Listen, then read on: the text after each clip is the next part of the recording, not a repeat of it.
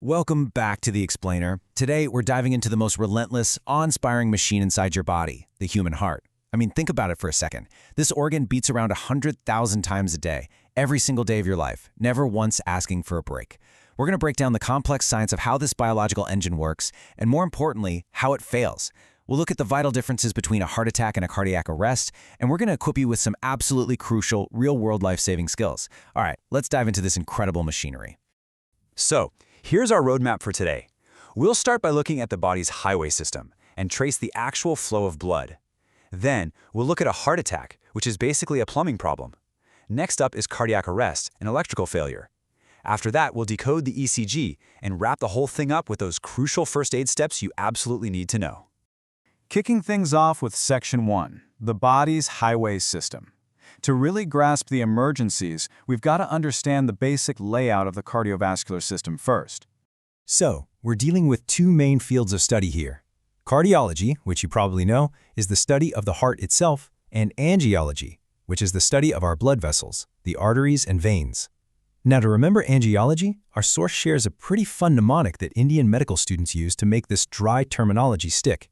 It goes, Ag, Og, Logi, Sunogi. Angiology is the study of blood vessels. It loosely translates to a catchy, hey, listen here. And honestly, it's just a brilliantly clever way to lock that vocabulary right into your brain. Moving right along to Section 2, let's see how this builds. We are actually going to trace the exact physical journey that freshly oxygenated blood takes as it leaves the heart and travels all the way down into your arm. Oxygenated blood leaves the heart through the absolute largest pipe in the body, the aorta. From there, it branches out. If you follow the path heading toward the arm, it enters the subclavian artery right near your collarbone.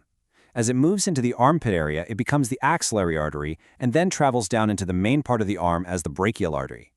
By the way, that brachial artery, that is exactly where your doctor wraps that cuff to measure your blood pressure. Finally, as it reaches your lower arm, it splits into the radial artery near the wrist. And guys, here is a truly mind-blowing medical reality. When doctors perform an angiography to place a life-saving stent in the heart, they often don't even need to crack the chest open anymore. Instead, they insert a tiny flexible catheter into the radial artery right at the wrist, and they literally thread it all the way backward.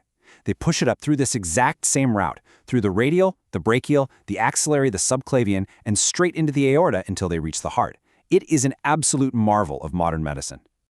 Oh, and just a quick, playful piece of anatomical trivia for you. That subclavian artery gets its name because it sits right under the clavicle, or the collarbone.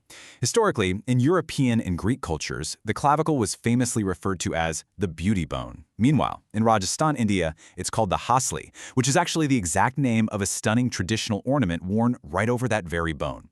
It's so fascinating how anatomy and culture intersect like that. Okay, Section 3, heart attack, plumbing problem. Now that we understand the plumbing, what happens when it breaks down? Let's talk about heart attacks, which are strictly a plumbing issue. Well, every single organ in your body is constantly screaming for oxygenated blood. But here is the ultimate irony. The heart, the very organ responsible for pumping all that life-giving blood to the rest of the body, can actually starve if it doesn't get its own supply. It gets this dedicated supply through a small but incredibly vital vessel called the coronary artery. Its sole, critical job is just to feed the heart muscle itself so it can keep pumping. So, the crucial point is this. A heart attack occurs when there is a blockage, usually a buildup of plaque, in that specific coronary artery. The blood flow to the heart muscle decreases or stops entirely. Like we said, this is a plumbing issue. A pipe is clogged. Now, during a heart attack, the patient is usually still conscious. They might be clutching their chest, experiencing that classic feeling of an invisible elephant sitting on their chest, or feeling intense pain radiating down their left arm. They will likely be sweating profusely, but listen, their heart is still generating electricity and trying its absolute best to pump. The pump is fully working, the pipe is just blocked. Which brings us to Section 4, cardiac arrest, electrical failure. Because if a heart attack is a plumbing failure, cardiac arrest is an electrical failure. Think of it this way. If a heart attack is a clogged pipe, cardiac arrest is a total blackout of the internal power grid. A heart attack means a blocked artery, sure, but a cardiac arrest means the natural pacemaker has switched off entirely. When a cardiac arrest happens, the heart completely stops beating. The person drops and loses consciousness immediately because blood stops flowing to the brain. And here is a terrifying critical insight. An untreated heart attack can actually trigger a cardiac arrest. The plumbing fails, the heart muscle gets starved and damaged, and eventually, that trauma causes the whole electrical system to short out completely. So, how does this magnificent electrical system actually work? Well, think of it like a perfectly timed relay race, or the spark plugs firing in a high-performance engine. The heart has its own internal pacemaker called the SA node, located up in the top right chamber. It generates a literal spark of electricity. That current hands off the baton to the AV node. Then it travels rapidly down the center divider of the heart through a pathway called the bundle of His. Finally, it spreads across the entire bottom of the heart through a network called the Purkinje fibers. This flawless, synchronized wave of electricity is the direct command that tells the physical heart muscle to contract and forcefully pump blood. Let's move to Section 5, decoding the ECG. How do doctors actually see that invisible electrical relay race? They use an electrocardiogram, or ECG. As that electricity flows through those nodes we just traced, the machine records it as a famous series of waves. First up is the P wave. The slide mentions atrial depolarization.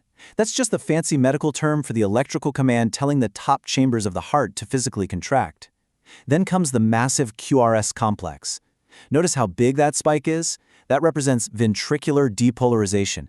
It's huge because those lower chambers, the ventricles, are immensely powerful muscles that have to shove blood all the way down to your toes and all the way up to your brain. Finally, the T wave shows repolarization, which is just the heart electronically resetting and relaxing for the next beat. When a patient suffers a heart attack or cardiac arrest, the most critical damage is usually reflected right there in the QRS segment, because that massive main pumping action has been compromised. 72 times a minute, over 4,000 times an hour. This flawless, microscopic electrical dance, P, QRS, T, is happening inside your chest right now, keeping you alive without you even having to think about it. It is just a stunning feat of biological engineering in a healthy, resting adult. All right, bringing us home with Section 6. This is perhaps the most important, empowering part of our explainer today. Crucial first aid steps. What do you actually do when the plumbing or the electricity fails in someone right in front of you?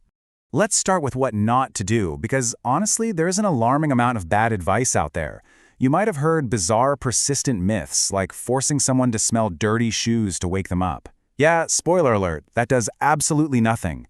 If someone faints or is having a cardiac event, do not crowd around them like they just won the lottery. They are desperate for oxygen.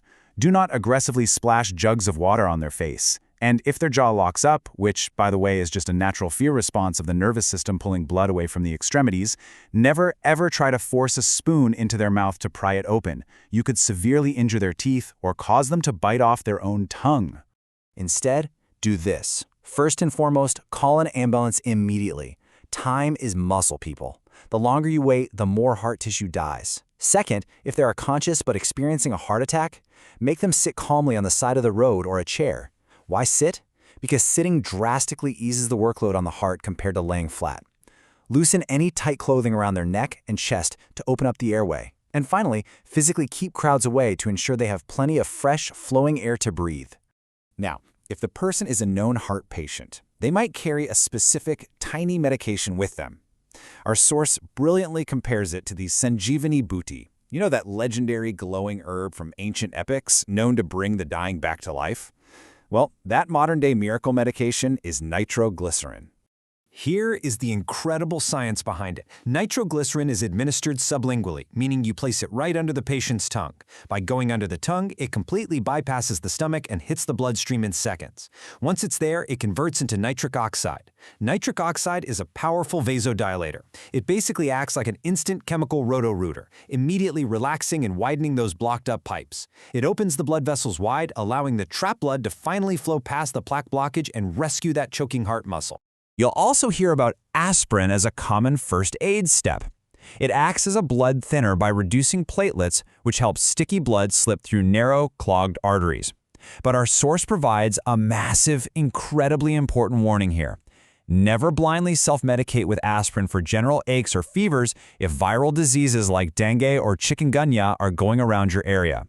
Those diseases already cause a severe, dangerous drop in your blood platelets. If you take aspirin, a literal blood thinner, during a dengue infection, it can be absolutely fatal. You could trigger uncontrollable internal bleeding.